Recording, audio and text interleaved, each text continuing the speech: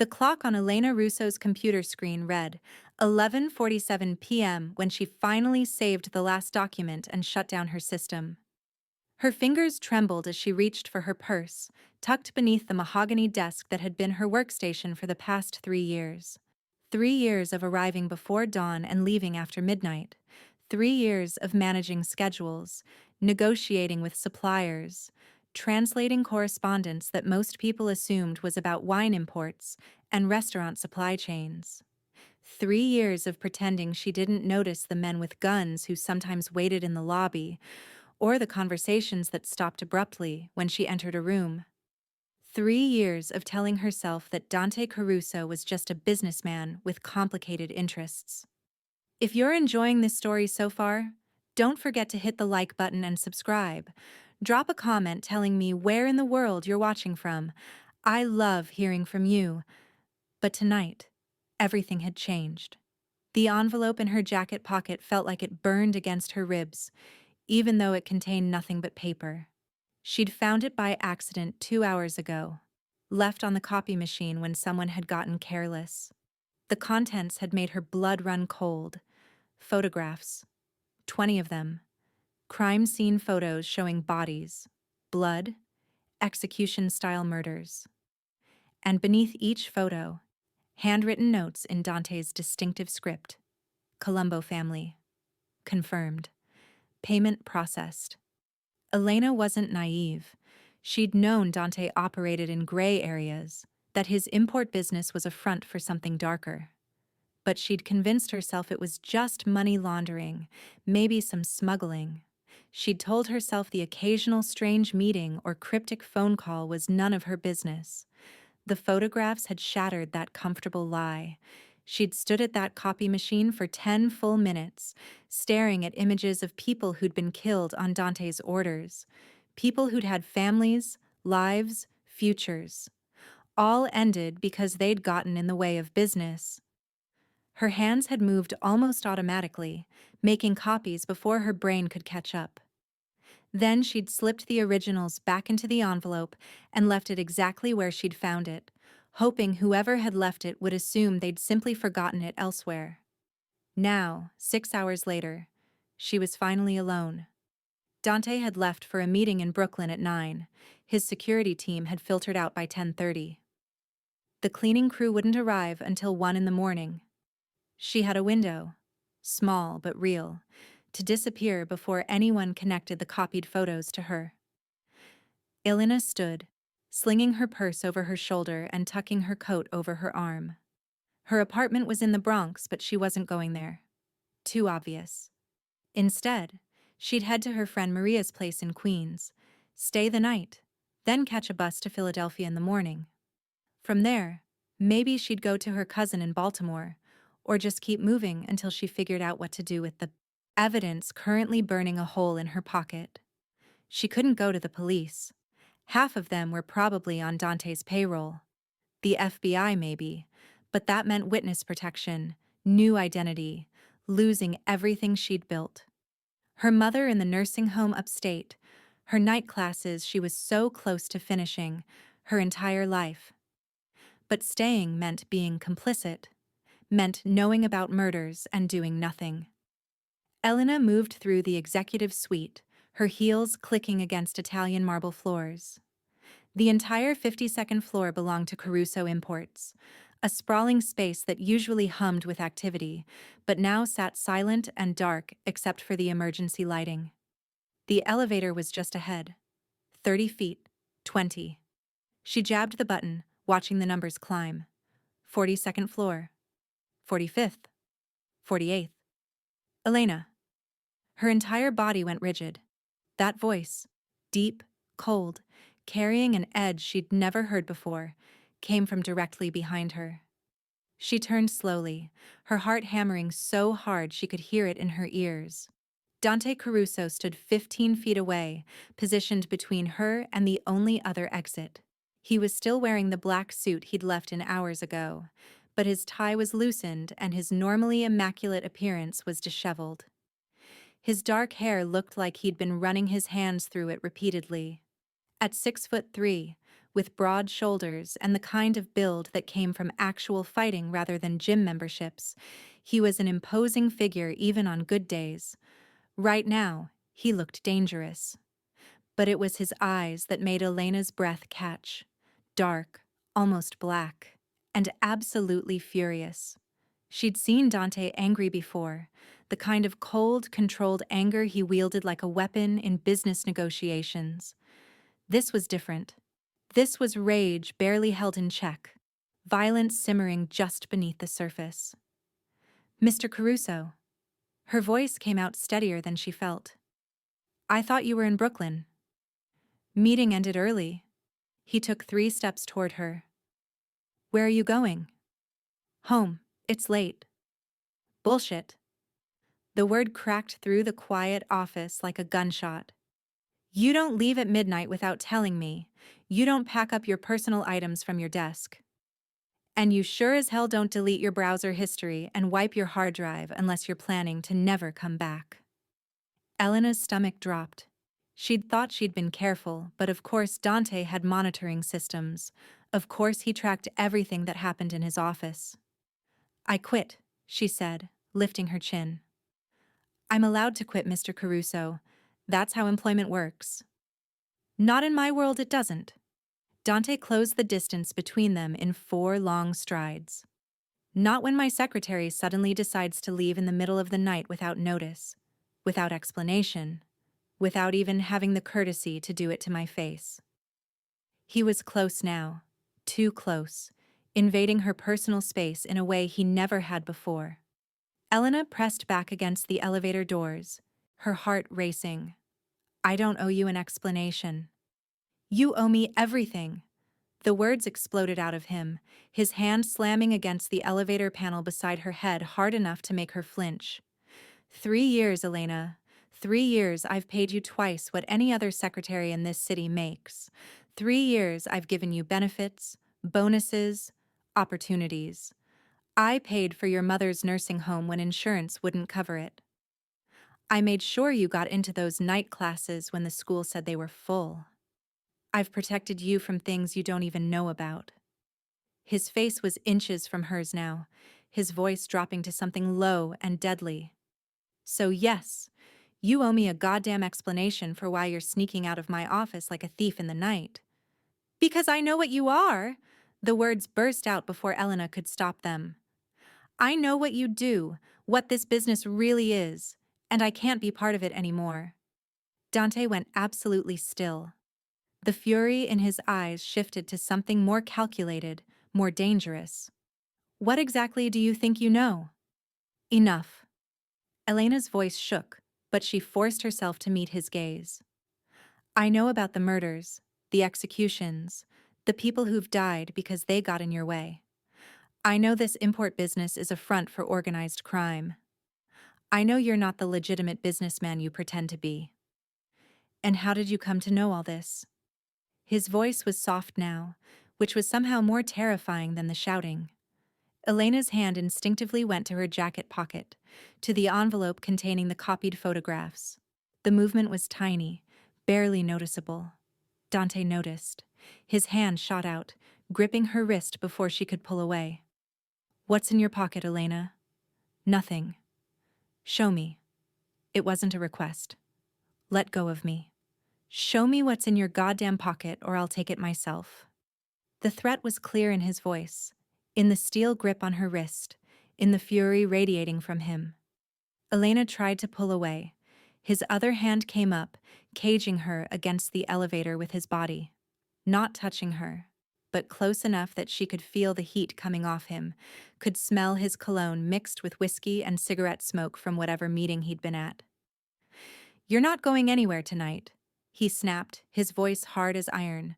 Not until you tell me exactly what you found, who you've told, and what you plan to do with whatever information you think you have. I haven't told anyone.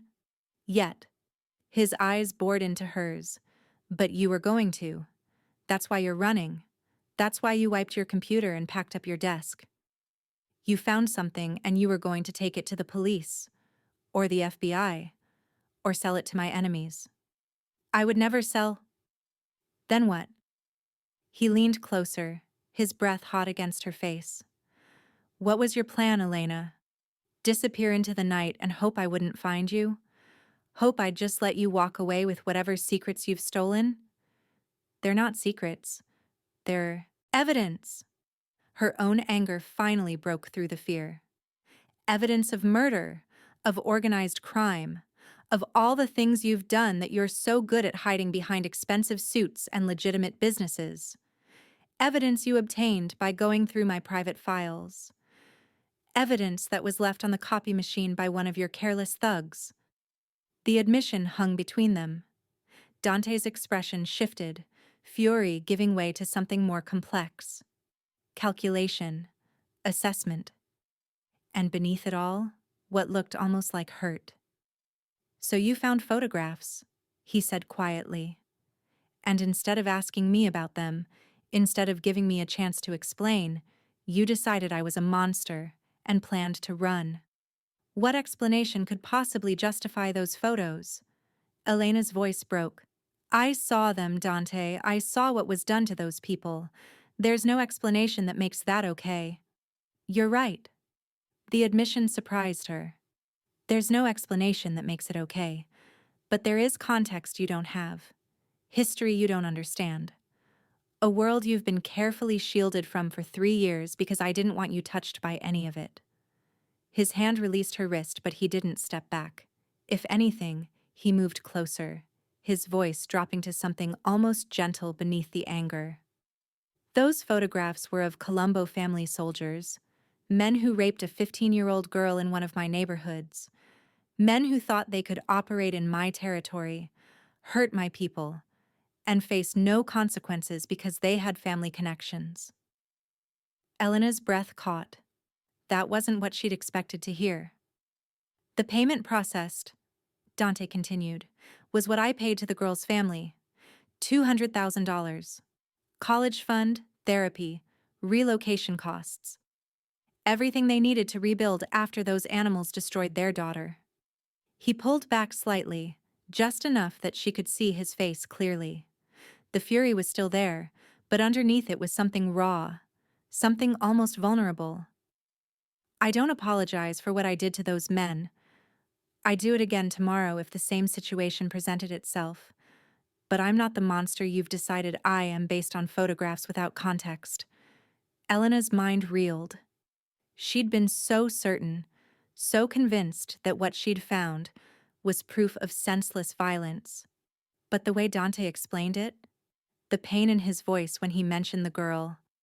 Why didn't you go to the police? Because the police in that neighborhood are bought by the Colombo family. Because that girl would have been destroyed all over again in court. Because sometimes justice and the law aren't the same thing, Elena. His jaw clenched. I've done terrible things. I won't pretend otherwise. But I've also protected people who had no one else to protect them. I've built something in this city that keeps neighborhoods safe, keeps families fed, keeps order when the official systems fail. That doesn't give you the right to be judge, jury, and executioner. No, it doesn't. Dante's hand came up, stopping just short of touching her face. But someone has to be, and I'd rather it be me, someone who actually cares about the people in those neighborhoods than the Kozlovs or the Albanians or any of the other crews who'd turn those streets into war zones. The elevator dinged behind Elena, making her jump. The doors started to open, but Dante's hand shot out, slamming the emergency stop button. The doors froze, half open, and he caged her against the wall with both arms. You're not getting on that elevator, he said, his voice hard again. You're not leaving this building. You're not going to whatever safe house you think exists where I can't find you. You can't keep me here against my will. Watch me. The words were sharp, final. You know too much, Elena. You've seen too much. And you're too goddamn important for me to let you walk into a situation where my enemies could grab you, where the FBI could flip you, where you could end up dead in an alley because you thought you could handle this alone. So what? I'm your prisoner now?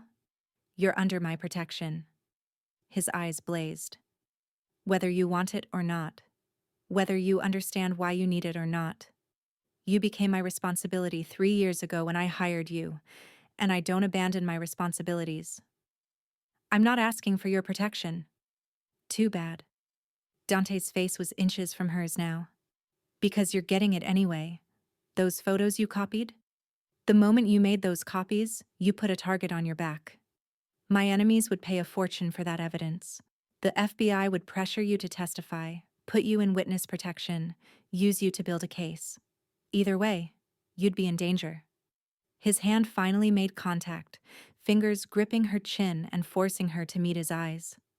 So no, Elena, you're not going anywhere tonight.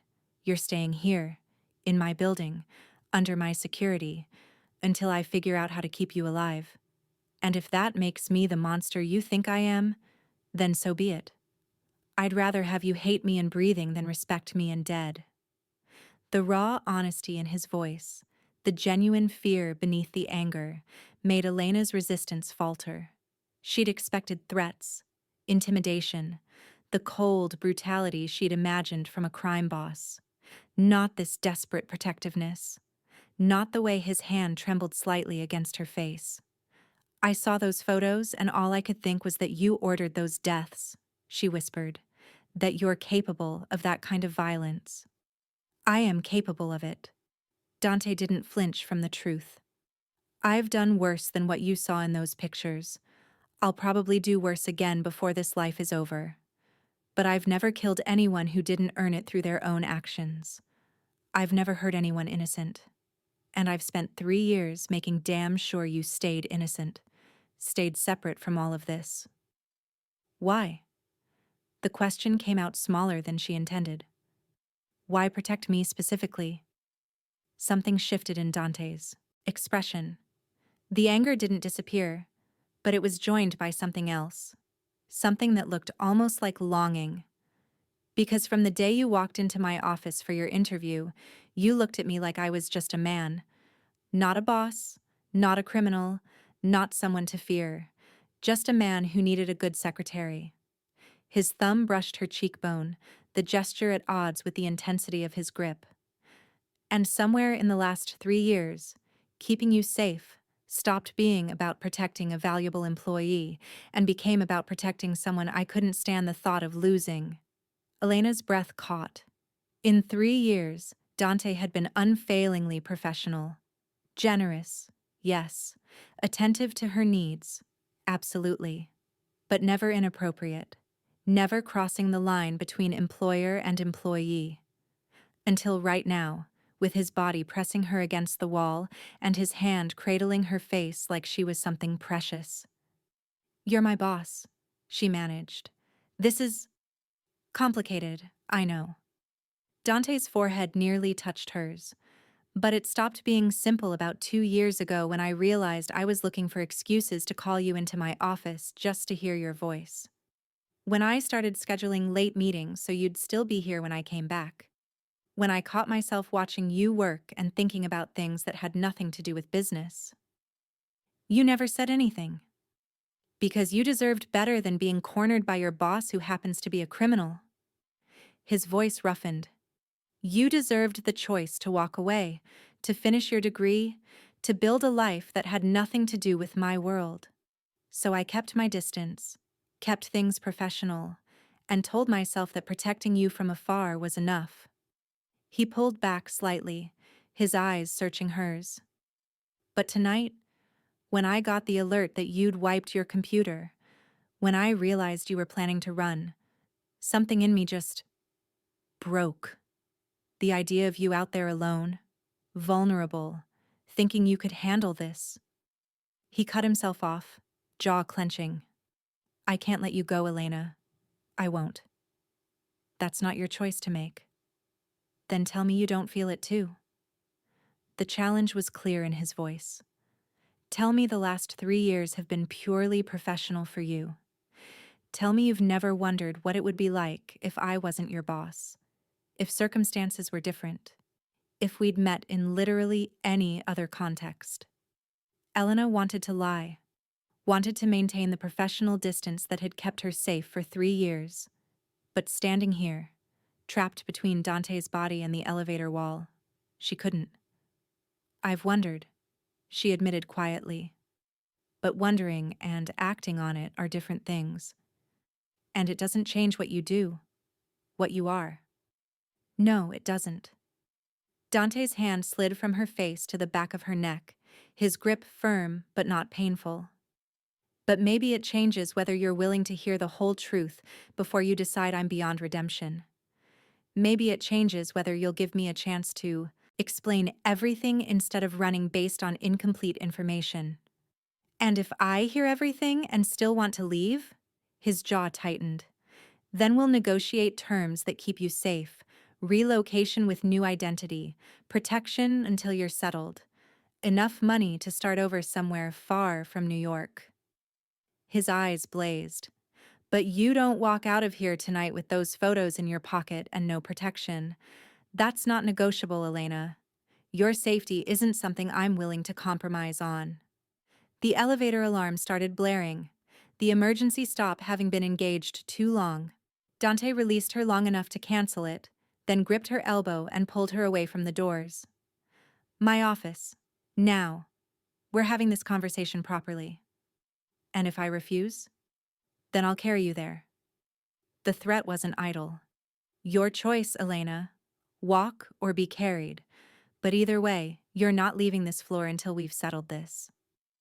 Elena weighed her options. She could scream, but there was no one to hear except Dante's security team who answered to him. She could fight, but he was twice her size and clearly not in the mood for resistance. She could try to reason with him, but the set of his jaw suggested reason wasn't going to work right now. Or she could accept that, for tonight at least, she was trapped. And maybe, just maybe, hearing his side of things wouldn't hurt before she made her final decision. "Fine," she said, pulling her arm from his grip and walking toward his office under her own power. "But I want answers, Dante. Real answers. Not the sanitized version you think I can handle." "You'll get the truth." He followed close behind her, close enough that she felt his presence like a physical weight. "All of it. The good, the bad, and the ugly reality of what I do and why I do it."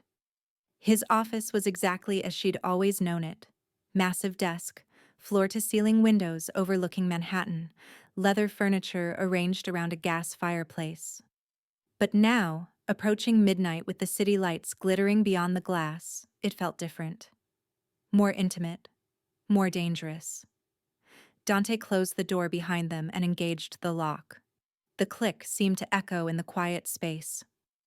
"Sit," he ordered, gesturing to one of the leather chairs facing his desk. "I'd rather stand." "Elena." His voice carried warning. "I'm barely holding on to my temper right now. You tried to leave. You stole evidence. You were planning to do God knows what with information that could get both of us killed. So sit down and listen before I do something we'll both regret." The raw edge in his voice made her comply. She sat, perching on the edge of the chair, ready to bolt if necessary. Dante moved to the bar cart near the window and poured 2 glasses of whiskey. Neat. He pressed one into her hand before taking his own seat not behind the desk, but in the chair directly next to hers. Close. Too close for comfort. 3 years ago, when you walked into my office looking for a job, do you remember what you said when I asked why you wanted to work for me? Elena frowned at the unexpected question. "I said I needed good pay, and you were offering twice the market rate. You said you didn't care what I did as long as the paycheck cleared and I treated you with respect." Dante's eyes held hers. "That honesty is what made me hire you. Everyone else who applied spent the interview kissing my ass, telling me how much they admired my business acumen. You just wanted the job and weren't going to pretend otherwise." He took a long drink of whiskey. "So I'm going to give you that same honesty now. And then you're going to decide if you can live with the truth or if you need to walk away from all of this. Fair?" Elena nodded slowly, her heart hammering. "I run the Caruso organization. Dante began, his voice steady. We control import operations from Italy and several other European countries. About 60% of that is legitimate. Actual wine, olive oil, specialty foods. The other 40% is money laundering for various operations in New York and the Eastern Seaboard. He paused, watching her face. I also oversee territory in Brooklyn and parts of Manhattan. That means restaurants, nightclubs, construction companies, waste management. Some of those businesses are legitimate. Others are fronts. All of them pay me a percentage, and in return, I provide protection, dispute resolution, and insurance against other crews trying to move in. Protection money, Elena said quietly. Extortion. Protection from real threats, Dante corrected. The restaurants that pay me don't get robbed. The nightclubs don't have gang violence. The construction sites don't have equipment stolen or workers intimidated. I provide a service, Elena. People pay for that service willingly because the alternative is worse. And the people who don't pay willingly? They usually come around after a conversation. His jaw tightened. Sometimes that conversation is more persuasive than others. But I don't hurt civilians. Don't target families. Don't go after people who are genuinely trying to make honest livings. The crews that do that kind of thing don't last long in my territory. Elena sipped her whiskey, the burn helping her focus. And the murders? The executions? Reserved for people who violate the rules so badly that there's no other option. Dante's voice went cold. People who hurt kids, people who rape women, people who try to flood neighborhoods with fentanyl or meth, people who commit the kind of violence that tears communities apart. He leaned forward, elbows on his knees. I'm not a good man, Elena. I've killed people. I've ordered deaths. I've done things that would horrify you if you knew the details.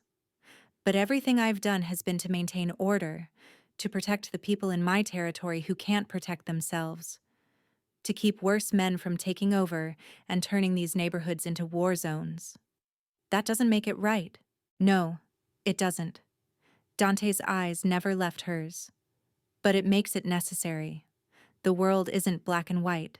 It's all shades of gray, and I operate in those gray areas to keep the darkness from spreading. He reached out, his hand covering hers where it rested on the chair arm. Those photos you found were of men who gang raped a teenage girl, men who laughed about it, who bragged about it, who thought their family connections made them untouchable.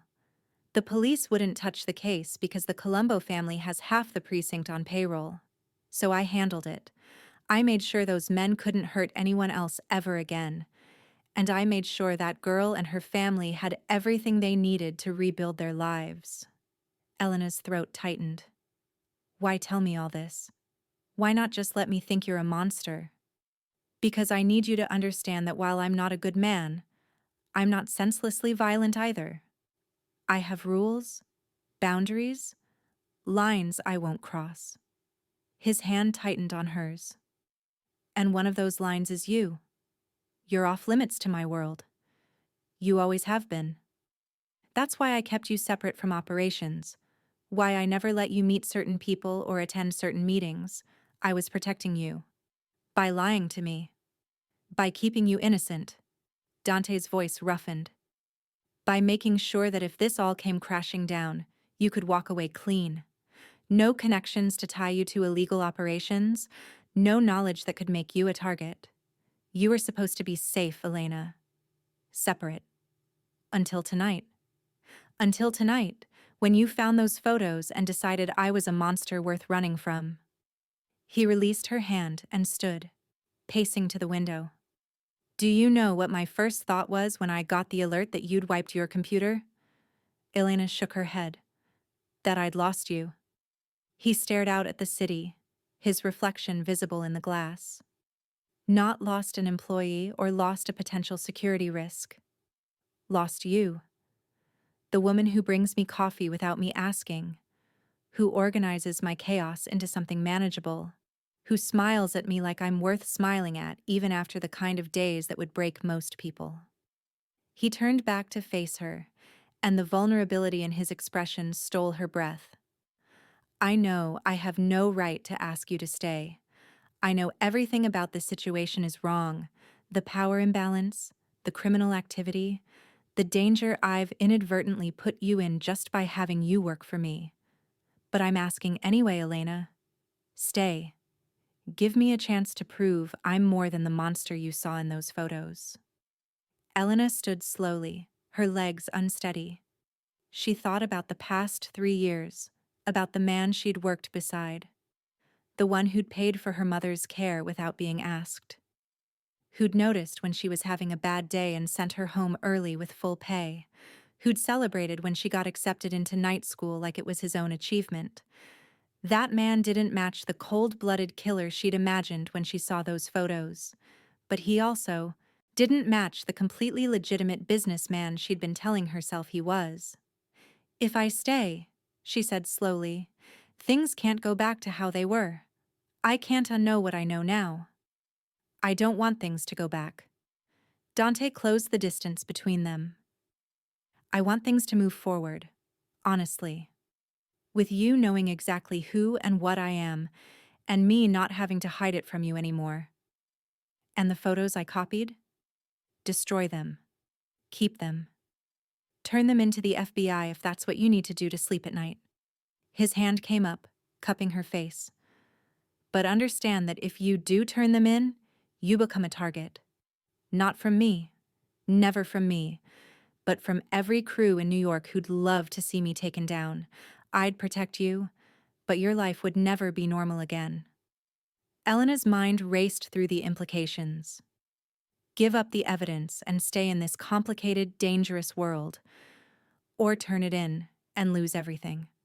Her job, her safety, possibly her life. Or option 3, walk away entirely, take the new identity Dante had offered, start over somewhere far from New York.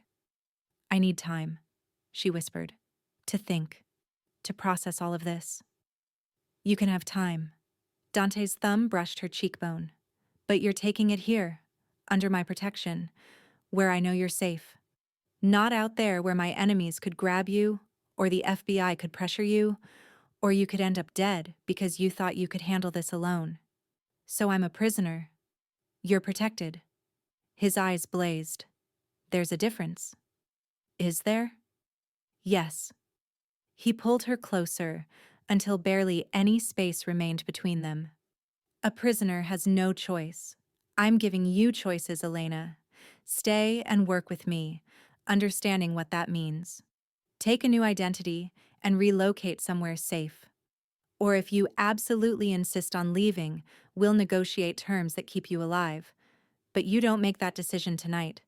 Scared and alone with incomplete information. His forehead touched hers.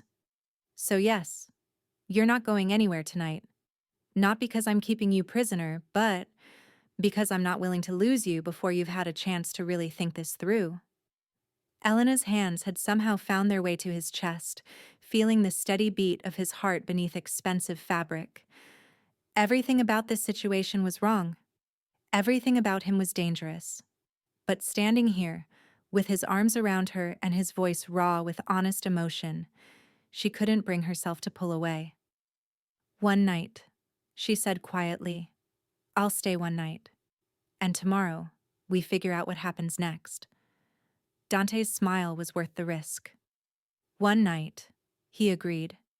And tomorrow, we build something real out of this mess. He led her to a door she'd never noticed before, revealing a bedroom beyond. Simple but elegant, with a king bed and ensuite bathroom. You'll be safe here, he said. I'll be right outside if you need anything. As Elena stood in the doorway of this hidden room, watching Dante retreat to give her privacy, she realized that she'd crossed a threshold tonight. Not just physically, but emotionally. The woman who'd planned to run was gone. In her place stood someone willing to stay, to listen, to give a dangerous man a chance to prove he was more than the monster she'd feared. Tomorrow would bring difficult decisions, but tonight, in the safety of Dante's private sanctuary, Elena Russo stopped running and started choosing. Elena woke to unfamiliar ceiling and the disorienting sensation of expensive sheets against her skin. For 3 heartbeats, she couldn't remember where she was. Then it crashed back. The photos. The confrontation. Dante's hand slamming beside her head as he'd snapped that she wasn't going anywhere. She sat up slowly, taking in the bedroom she'd barely registered last night. Morning light filtered through sheer curtains, illuminating minimalist furniture in shades of cream and charcoal. The bed was enormous, the mattress so comfortable she'd actually slept, despite everything churning through her mind. A glance at the nightstand clock showed 7:23 a.m. She'd slept nearly 7 hours, which seemed impossible given the circumstances. The envelope of photographs sat on the dresser where she'd placed it last night, a stark reminder that this wasn't a dream. She'd stolen evidence from a crime boss. That crime boss had trapped her in his office. And somehow, instead of terror, what she felt most strongly was confusion about the man who'd caged her against an elevator wall and then given her his private bedroom. Elena showered quickly, using the expensive toiletries in the attached bathroom, then realized with growing frustration that she had no clean clothes. She'd planned to go home, pack, disappear. Instead, she was stuck in yesterday's blouse and slacks that now felt wrinkled and uncomfortable. She emerged from the bedroom to find Dante's office empty. But someone had left a tray on the coffee table near the leather chairs, coffee, still steaming, alongside fresh pastries and fruit. A folded note rested against the coffee pot. Eat. I'll be back by 8. Don't even think about leaving. D. The casual command made her bristle. Don't think about leaving, like she was a child who needed supervision rather than an adult making her own decisions. But her stomach growled at the sight of food, and the coffee smelled incredible. So she poured herself a cup and bit into a croissant that was still warm.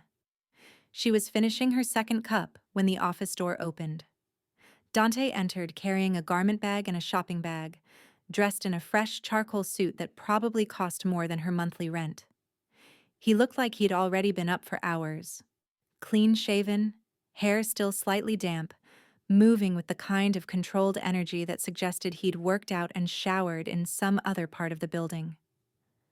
"Good morning," he said, his tone carefully neutral. Not the fury from last night, but not warm either. Guarded. "Is it?" Elena set down her coffee cup. "I'm still trapped here, so I'm not sure good is accurate." Dante's jaw tightened, but he didn't rise to the bait. Instead, he held out the garment bag. "Clothes. I had someone pick them up from your apartment this morning." Elena's eyes widened. "You sent people to my apartment?" "You need clothes. Your apartment had clothes. Simple logistics." He set the bags on his desk. "Everything's there. Work outfits, casual clothes, toiletries. Enough for a week." "A week?" Her voice rose. "You think you're keeping me here for a week?" "I think we have things to figure out, and that takes time." Dante moved to the coffee tray, pouring himself a cup. "How did you sleep?" The casual question, as if this were a normal morning, made Elena want to scream. "How do you think I slept? I'm being held captive by my boss, who also happens to run a criminal organization." "You're not captive." Dante's voice hardened slightly. "You're protected." "There's a difference." "Then let me leave." "No." The flat refusal hung between them. Elena stood, fists clenched at her sides. "You can't just keep me here indefinitely, Dante. That's kidnapping. That's illegal. Even for you. What's illegal is you stealing evidence from my office." He turned to face her fully, coffee cup in hand. "What's dangerous is you thinking you could just walk out of here with information that a dozen different organizations would kill to possess. What's insane is you believing you'd make it 24 hours on your own before someone grabbed you." He took a long drink of coffee, eyes never leaving hers. "So no, Elena, I'm not letting you leave. Not until we've settled what happens with those photos. what you're going to do with the information you have, and how we keep you alive regardless of which choice you make. If you're hooked on this story, make sure to subscribe and turn on notifications so you never miss an upload. Your support means everything and helps me bring you more emotional stories like this one. Elena wanted to argue, to insist on her rights and her freedom. But a small, rational part of her brain acknowledged that he wasn't entirely wrong. She'd copied those photos without thinking through the consequences. She'd planned to run without considering who might be watching, who might want that evidence, who might see her as a threat or an opportunity. "So what's your plan?" she asked, forcing herself to stay calm. "Keep me locked in your office forever?" "My plan is to have an actual conversation, now that we've both had sleep and some distance from last night's confrontation." Dante set down his coffee and gestured to the leather chairs. "Sit, please." The please felt like an afterthought, but Elena sat anyway. Dante took the chair across from her, close enough to talk comfortably, but not crowding her space like he had last night. "I need to know your intentions," he said. "Are you planning to go to the FBI? The police? Sell the information to my competitors? What was your endgame when you made those copies?" Elena twisted her hands in her lap. "I don't know. I hadn't thought that far ahead. I just knew I couldn't stay here. Couldn't keep working for you, knowing what I knew." "But now you do know context." Dante leaned forward slightly. "Those men in the photos, they weren't innocent victims. They were rapists who thought family connections made them untouchable. Does that change anything?" "It changes how I see that specific situation," Elena admitted. "But it doesn't change the fact that you killed them, that you made yourself judge and executioner. Would you have preferred they go free?" The question was sharp. "That 15-year-old girl, she went to the police. You know what happened? The cops took her statement, then called the Colombo family to give them a heads up. By the time she got home, there were men waiting at her door with a message. Drop the charges or her whole family would suffer." Dante's voice went cold. "So yes, I executed those men. I made sure they couldn't hurt anyone else, couldn't intimidate that family, couldn't use their connections to escape justice. And I'd do it again tomorrow if the same situation presented itself." Elena stared at him, trying to reconcile the man in front of her with the one she'd worked beside for 3 years. "How many people have you killed, Dante?" "Personally? 11. He didn't flinch from the truth. "Ordered killed? Maybe 40 more? All of them people who violated rules so fundamentally that there was no other option." "And you sleep at night?" "Not well." A ghost of something haunted crossed his face. "But I sleep better knowing those people can't hurt anyone else, that neighborhoods are safer because certain predators no longer exist, that families can rebuild because the men who destroyed them faced consequences." He stood, pacing to the window. "I'm not asking you to approve of what I do, Elena. I'm asking you to understand that it's more complicated than good guys and bad guys. I operate in gray areas because the black and white systems, the police, the courts, the legal system, they fail people. Constantly. Especially people in the neighborhoods I control." Elena watched him stare out at Manhattan, his shoulders tight with tension. "So you've appointed yourself their protector?" "Someone has to be." He turned back to her. "And I have the resources, the organization, the willingness to do what needs to be done. Does that make me a good person?" "No, but it makes me necessary." "That's a convenient rationalization." "It's the truth." Dante crossed back to her, kneeling so they were eye level. "You want to know the real reason I've kept you separate from all this? Why I never let you meet certain people or attend certain meetings?" Elena nodded, her breath catching at his proximity. "Because you're good, Elena. Genuinely good. You see the best in people. You believe in systems working the way they're supposed to. You think problems can be solved through proper channels." His hand came up, stopping just short of touching her face. I didn't want to corrupt that. Didn't want you to see the ugly reality of what I have to do to maintain order. You were my reminder that good people still exist. I'm not that good, Elena whispered. I've known for a while that your business wasn't entirely legitimate. I just chose not to look too closely. Because looking closely meant making hard choices. Dante's fingers finally made contact, brushing her cheekbone. I understand that. We all draw lines that let us sleep at night. But now you've looked closely. Now you know. So what are you going to do with that knowledge? Elena closed her eyes, feeling the warmth of his touch against her skin. This would be so much easier if she could just hate him. See him as a monster and act accordingly. But the man in front of her wasn't a monster. He was complicated, morally gray, dangerous, but not monstrous. I don't want anyone else to die, she said quietly. If I turn those photos in, if I go to the FBI, more people die, don't they? There's war, retaliation, violence. Yes, Dante didn't sugarcoat it. The Colombo family would retaliate against my operations. Other crews would see it as weakness and push into my territory. There'd be deaths on all sides, and most of them would be soldiers just following orders, not the leadership making the real decisions. And if I don't turn them in, then those photos get destroyed, the evidence disappears, and we move forward from here. His hand cupped her face fully. You go back to working for me, or you don't. You stay in New York, or you take the new identity I offered. Your choice. But the evidence doesn't become a weapon that starts a war. Elena opened her eyes, meeting his intense gaze.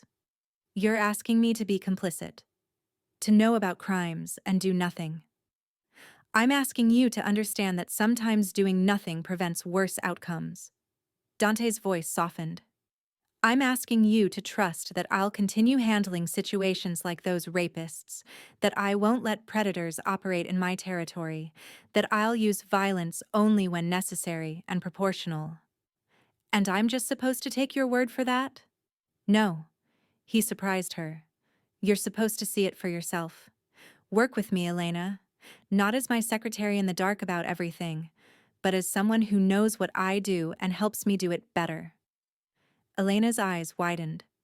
What are you suggesting? I'm suggesting you use that sharp mind of yours for more than just managing my schedule. Dante's thumb traced her jaw. You're smart, observant. You notice patterns and connections others miss. You could help me identify threats before they escalate, find solutions that don't require violence, navigate situations with intelligence instead of just force. You want me to help you run a criminal organization? I want you to help me protect people, he corrected. Everything else is just the mechanism we use to do it. Think about it, Elena. You've spent 3 years watching me work, understanding how this city operates, learning the networks and relationships that keep things running. You already have the knowledge. I'm just asking you to use it actively instead of passively. The offer was insane, completely, utterly insane. Elena should refuse immediately, should demand he let her go, should run as far from this as possible. But a traitorous part of her mind was already considering it. How many times had she seen Dante handle a situation with force when a different approach might have worked? How many times had she wanted to suggest alternatives but stayed quiet because it wasn't her place? I need to think, she said. Take all the time you need. Dante stood, pulling her up with him. But while you're thinking, there's something you should see. Context for what we're actually protecting. He led her to his desk and pulled up files on his computer. Financial records, but not the kind she usually saw. These showed community investments, youth centers, after-school programs, small business loans, scholarship funds.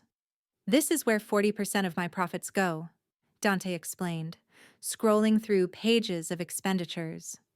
Every restaurant that pays me protection, every business in my territory, A portion of what they pay funds these programs. Elena stared at the numbers. Hundreds of thousands of dollars invested in neighborhoods that the city had abandoned. I didn't know you did this. Most people don't. It's not good for my reputation if other crews think I'm soft. He pulled up more files. This youth center in Brooklyn? It kept 80 kids off the streets last year. This scholarship fund? It sent 12 students to college who couldn't have afforded it otherwise. These small business loans? They helped families start legitimate enterprises instead of turning to crime. He closed the laptop and turned to face her. I'm not telling you this to excuse the violence or the criminal activity. I'm telling you this so you understand what's at stake. If I go down, if the Caruso organization falls apart, all of this disappears. Those kids go back to the streets. Those students drop out. Those families lose their businesses. And worse, crews move in. Ones that don't invest in communities, that see these neighborhoods as territory to exploit, rather than people to protect. Elena's head spun. Every time she tried to see Dante in simple terms, he added another layer of complexity. Crime boss, killer, community protector. It was too much to process. I need air, she said suddenly. I need to get out of this office, even if it's just for a few minutes. Dante studied her face, then nodded. There's a terrace on this floor. Private, secured. You can go there. He led her through a door she'd never noticed, down a short hallway, and out onto a rooftop terrace. The morning air was crisp, the city spreading out in all directions. From 52 floors up, Manhattan looked almost peaceful. Elena gripped the railing, breathing deeply. Behind her, she heard Dante's footsteps, felt his presence at her back. When I was 15, he said quietly, my father was killed in a territorial dispute. Shot outside our home while my mother and sister watched. The men who did it were never charged. Too many witnesses suddenly couldn't remember what they'd seen. Too many cops on the other crew's payroll. Elena glanced back at him. He was staring out at the city, his expression distant. I swore that day that I'd never let that happen to another family in my territory. That if I ever had power, I'd use it to protect people who couldn't protect themselves. His jaw clenched. So yes, I've become exactly what my father was. A criminal, operating outside the law. But I'd like to think I'm doing it better. Smarter. With more consideration for the people caught in the middle. Is that what I am? Elena asked. Caught in the middle? No. Dante moved closer, his hand finding the small of her back. You're not caught. You're choosing. And whatever you choose, I'll respect it. But I need you to choose with full information, not based on fear or incomplete understanding. Elena turned to face him, the morning sun casting shadows across his strong features. This close, she could see the faint scar above his left eyebrow, the slight crook in his nose from an old break, the lines around his eyes that suggested he smiled less than he should. If I agree to this, she said slowly, if I agree to work with you, knowing what you do, I need guarantees. Name them. No more lies. Ever. If you're planning something violent, I want to know. If there's danger, I want full disclosure. No more protecting me by keeping me in the dark. Agreed. I want veto power over certain situations. If I think there's a better way to handle something, you actually listen instead of just doing things your way. Dante's eyes narrowed slightly, but he nodded. Agreed. Within reason. And if I ever decide I can't do this anymore, you let me walk away. New identity, relocation assistance, whatever I need. No retaliation, no threats, no forcing me to stay. That one made him hesitate. Elena saw the struggle play across his face, the desire to agree, warring with the need to maintain control. I can't promise I won't try to convince you to stay, he said finally. But I promise I won't force you. If you genuinely want out, I'll help you build a new life, somewhere safe. Elena searched his eyes for deception and found only raw honesty. This man who'd trapped her here last night, who'd snapped at her and caged her against a wall, was now offering her genuine choice. "There's one more thing," she said quietly. "What?" "Last night, you said things about how you feel about me, about wanting me in your life beyond professional capacity." Her heart hammered. "If we do this, if I agree to work with you in this new way, we need boundaries. I can't navigate a complicated professional relationship and a romantic entanglement at the same time." Something pained flickered across Dante's face, but he nodded. "So we keep things professional. For now." Elena surprised herself with the qualifier. "Until I figure out how I feel about everything. About you. About this life. About whether I can actually do what you're asking." "And then?" "Then we revisit the conversation." She met his gaze directly. "Because I'd be lying if I said I didn't feel something too. But I need to know if what I feel is real or just response to intensity and danger and the way you looked at me last night, like I was the only thing in the world that mattered." Dante's hand came up, cupping her face with devastating gentleness. "You are the only thing that matters. Everything else, the business, the territory, the power, it's all just mechanics. You're what's real, Elena. You've been real since the day you walked into my office and told me you didn't care what I did as long as I treated you with respect." He leaned in, his forehead touching hers. "So yes, we'll keep things professional while you figure this out. But know that I'm not figuring anything out. I already know exactly how I feel, and when you're ready to revisit this conversation, I'll be waiting." Elena's breath caught. She should pull away, maintain the distance she'd just insisted on. But his proximity, his warmth, the raw honesty in his voice made her lean in instead. "We should go back inside," she whispered, "before I do something that contradicts everything I just said about boundaries." Dante's smile was slow and devastating. "We should," he agreed. But he didn't move, didn't release her, didn't step back. Elena made the decision for both of them, ducking under his arm and moving toward the door. "You said something about clothes? I'd like to change before we discuss whatever plan you have for keeping me alive." Behind her, she heard Dante exhale slowly. When he spoke, his voice carried both frustration and amusement. "Garment bag is in my office. Take your time. We have a meeting at 11 with my security team to discuss the situation with the photos." Elena paused in the doorway. "You're including me in that meeting? You wanted full disclosure. That starts now." Dante moved past her into the hallway. "Everything that affects your safety, you're part of the conversation. No more decisions made without your input." The shift felt significant. Yesterday morning, she'd been a secretary kept carefully separate from Dante's real business. Now she was being pulled into the center of it, given voice and agency in decisions that would affect both their lives. It was terrifying and exhilarating in equal measure. Elena changed quickly, grateful for the fresh clothes, even if the idea of Dante's people going through her apartment was unsettling.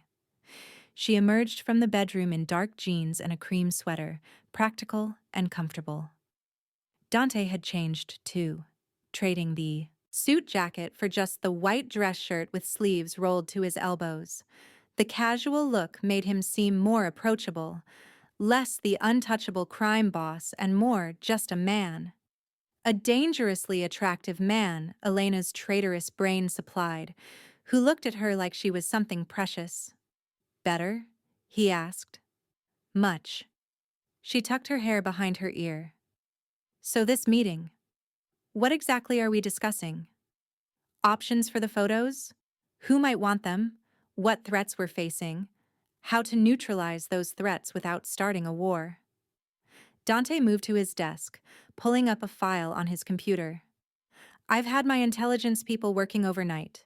There are 3 organizations we know of that would pay significant money for evidence against me." He turned the screen so she could see. Names and photos of men who looked as dangerous as Dante, maybe more so. Viktor Kozlov runs the Russian crew in Brooklyn and Queens. He's been pushing into my territory for months, looking for any leverage to force me out. Dante pointed to a second photo. Carlos Ruiz controls drug distribution for the Sinaloa cartel. He'd love to see me taken down so he can expand operations in Manhattan. And the third? Marcus Chen. Chinese organized crime. Very sophisticated. Very patient. He wouldn't use the photos immediately. He'd hold them, wait for the perfect moment to deploy them for maximum damage. Elena stared at the faces, reality settling over her like cold water. Any one of them would kill me to get those photos. Yes. Dante didn't sugarcoat it. Which is why you staying here, under my protection, isn't just about control. It's about keeping you alive long enough to figure out how to neutralize the threat. A knock on the office door interrupted them. Dante called permission to enter, and 3 men filed in. Elena recognized one, Marco, the head of security she'd seen occasionally in the building. The other 2 were unfamiliar, but they had the same alert, dangerous quality that marked all of Dante's people. Miss Russo. Marco nodded to her respectfully, then turned to Dante. Boss, we've got a problem. What kind of problem? The kind where someone leaked that your secretary accessed sensitive files yesterday. Marco's expression was grim. Kozlov's people are already sniffing around. They've put out feelers about buying information. Elena's stomach dropped. How did they know? I was careful. Someone inside. Dante's voice went cold. Someone with access to our security systems told them, which means we have a mole. The room temperature seemed to drop 10 degrees.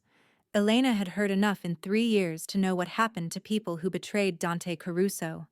It wasn't pleasant. Any suspects? Dante asked. 3 possibles, all with access, all with potential motive. Marco pulled out a tablet showing profiles. I've got people watching them, tracking their communications. We'll know within 24 hours. Good. In the meantime, we move Elena to the Brooklyn safe house. This building is compromised if we have a mole. Wait, Elena interrupted. Brooklyn safe house? I thought I was staying here. You were. That's changed now. Dante's tone left no room for argument. If someone inside is feeding information to Kozlov, they know you're here. Brooklyn is more secure, harder to access, easier to defend. So I'm going from one cage to another. You're going from a compromised location to a secure one. Dante's eyes flashed. Elena, I know you don't like feeling controlled, but someone inside my organization is working against me, which means every second you spend in this building is a second you're vulnerable. So yes, you're moving to Brooklyn. Today.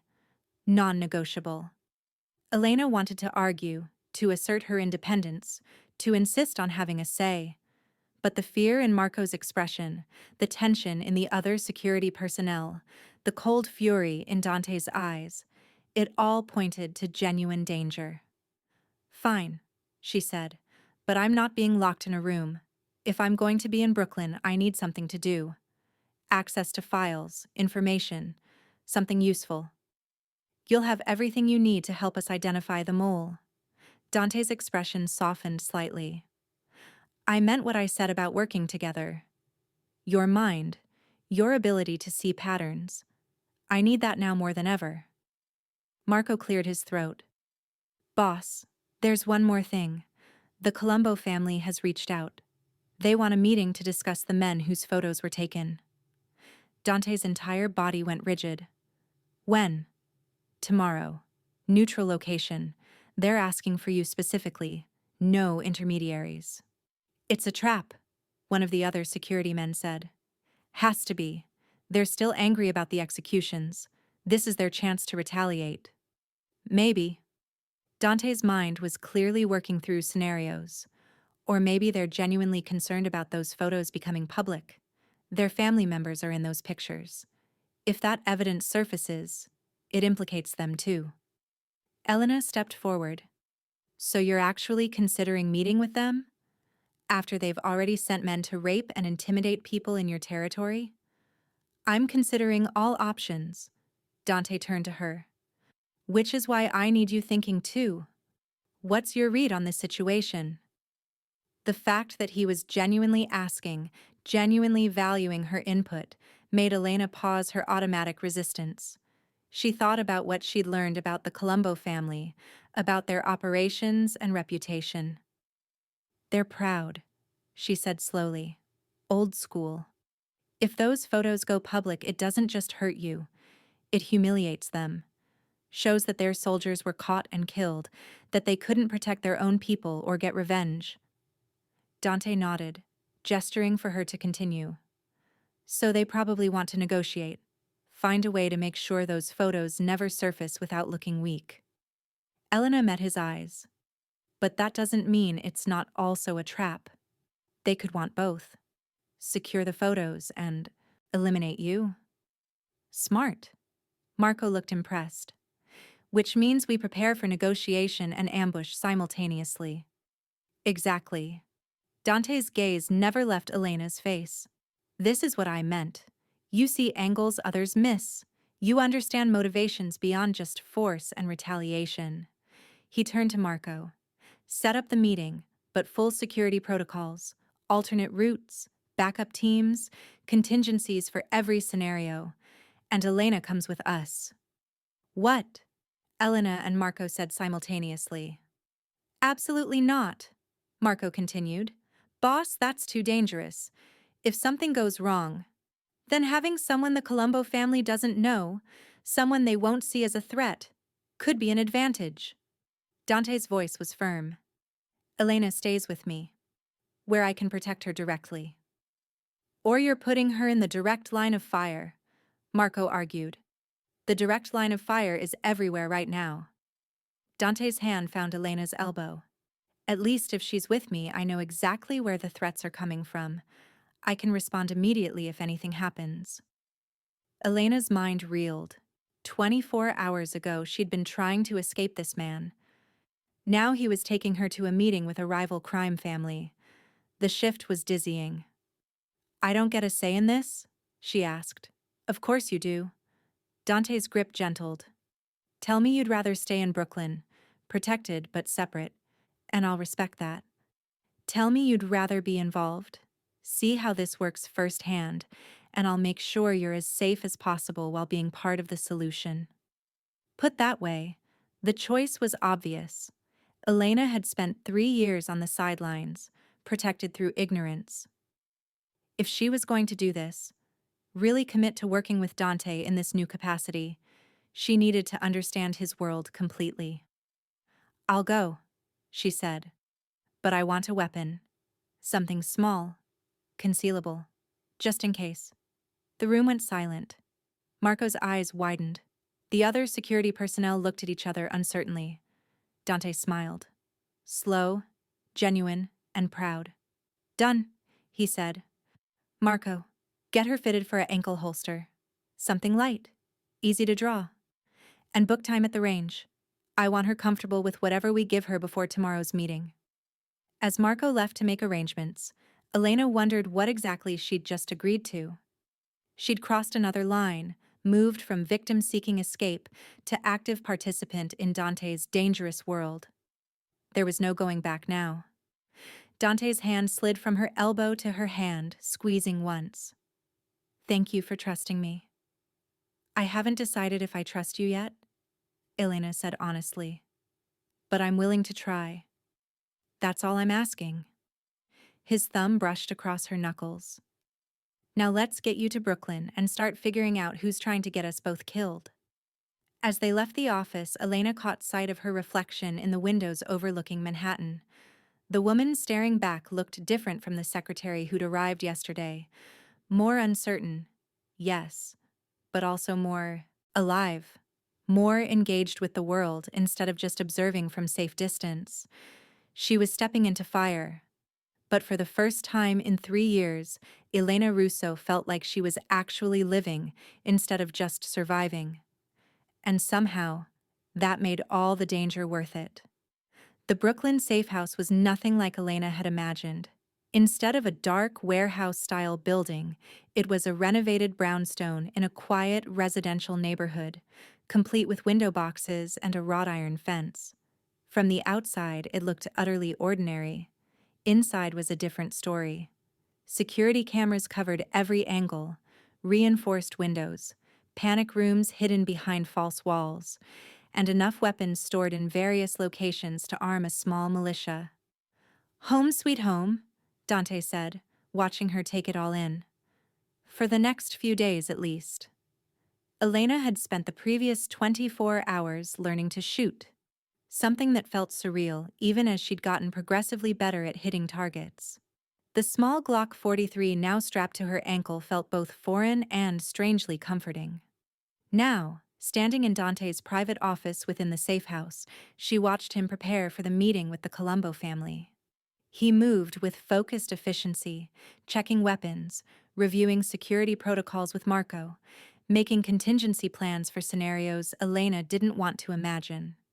"You don't have to do this," he said, without looking up from the tablet he was studying. "I can still have you stay here, protected, but separate." "No." Elena's voice was firm.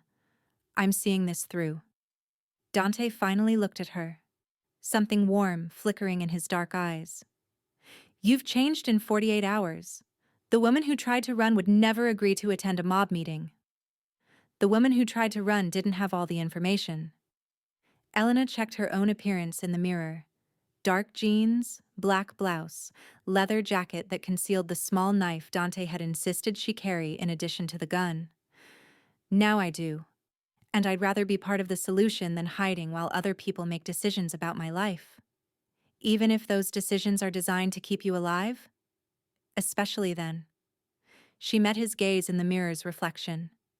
"You said you wanted me working with you. That means actually being present, not protected at arm's length." Dante crossed to her, his hands settling on her shoulders. "The Colombo family is dangerous, Elena. Old school, violent, unpredictable. If this meeting goes wrong, then you'll handle it, and I'll do whatever I need to do to stay alive." She turned to face him. "I trust you to protect me, Dante, but I also trust myself to handle whatever comes." His fingers tightened on her shoulders. "When did you become so fearless?" "I'm not fearless. I'm terrified." Elena's voice dropped.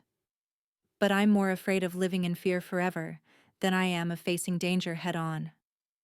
Something shifted in Dante's expression. Pride mixed with concern, possessiveness tempered by respect. "You're remarkable," he said quietly. "I knew it the day you interviewed. But watching you transform from secretary to partner in 48 hours? It's extraordinary." "Partner is a strong word, but accurate." His hands slid from her shoulders to frame her face. "You're not my employee anymore, Elena. You're my equal in this. Your insights, your intelligence, your courage. I need all of it." The intensity in his eyes made Elena's breath catch. The professional boundaries she'd insisted on suddenly felt very thin, very fragile. "Dante, I know. Boundaries, professional distance." His forehead touched hers. "But after this meeting, after we've handled the Colombo situation, we're having that conversation about what comes next for us." Before Elena could respond, Marco appeared in the doorway. "Boss, cars are ready. We need to move if we're going to make the meeting time." The restaurant where they'd agreed to meet was in neutral territory, a high-end Italian place in Manhattan that operated under careful neutrality, hosting meetings between rival organizations with the understanding that violence within its walls meant war with everyone. Elena sat beside Dante in the back of the armored SUV, watching the city pass beyond tinted windows. Her hand rested near her ankle, constantly aware of the weapon hidden there. "Remember," Dante said as they approached the restaurant, "you're my consultant, someone I brought for her expertise in reading people and situations. The Colombo family doesn't know you're connected to the photos. Keep it that way." And if they figure it out? They won't. You're too smart to give yourself away. His hand found hers, squeezing once. Trust your instincts. If something feels wrong, signal me. We leave immediately. The restaurant's private room was elegant. Exposed brick walls, a single table set for 6, soft lighting that created intimate shadows. 3 men were already seated when Dante and Elena entered with Marco flanking them. The oldest of the 3 stood. Late 60s, silver hair, expensive suit. This was Antonio Colombo himself, the family patriarch. Dante Caruso. Antonio's voice carried old-world charm. Thank you for meeting with us. Antonio. Dante's tone was carefully neutral. You know, Marco, this is Elena Russo, my consultant. Antonio's shrewd eyes assessed Elena thoroughly. Consultant in what capacity? Personnel management and risk assessment. The lie came smoothly from Dante's mouth. She advises on various business matters. I see. Antonio gestured to the table. Please, sit. We have much to discuss. The next 30 minutes were a masterclass in negotiation. Antonio wanted the photographs destroyed, all copies, all evidence. In return, he offered peace between their families, cooperation on certain business ventures, and a substantial payment. Your men committed crimes in my territory, Dante said calmly. Against people under my protection, the photographs document justice, not crimes. Justice? One of Antonio's sons leaned forward, anger flashing. You executed our soldiers without trial, without... Your soldiers raped a child. Dante's voice went cold. There is no trial for that in my world, only consequences. Elena watched the dynamics, noting how Antonio controlled his son with a single gesture, how the third man at the table, an advisor perhaps, took detailed notes of everything said. The girl's family has been compensated? Antonio asked. Generously. And you have proof of the crime beyond the photographs? Dante pulled out a tablet, showing hospital records, police reports that had been buried, witness statements. Elena realized he'd anticipated this question, prepared evidence to justify his actions. Antonio studied the documents silently. When he finally looked up, something in his expression had shifted. My nephew, he said quietly. He was one of the men in those photographs. I didn't know what he'd done, what they'd all done. Would it have mattered? Dante asked. If you'd known? A long pause. Then, no. Family is family. I would have protected him regardless of his crimes. Antonio's jaw clenched. But now he's dead, and his actions have brought shame on our name. So perhaps your justice was more merciful than what I would have done if the truth had come out differently. The admission hung in the air. Elena held her breath, sensing they'd reached a critical moment. The photographs stay buried, Antonio said finally. You have my word that we won't retaliate for the executions. In return, we want assurance that this ends here. No more revelations, no more evidence surfacing. Agreed. Dante extended his hand across the table. Antonio shook it, the gesture sealing peace between families that had been on the brink of war. As they left the restaurant, Elena felt the tension drain from her shoulders. Dante's hand found the small of her back, possessive and protective. You did well, he murmured. Stayed calm, didn't react, kept our secrets. Is it always like that? All negotiation and barely contained violence? Usually there's more violence. Dante's smile was dark. You bring out my diplomatic side. Back at the Brooklyn safe house, Elena finally allowed herself to process everything. She'd just sat through a meeting between crime families, watched Dante negotiate peace through a combination of evidence and implied threat, and emerged unscathed. She was part of his world now. Really, truly part of it. Dante found her on the rooftop terrace, staring out at the Brooklyn skyline. Regretting your choice? No. Elena turned to face him.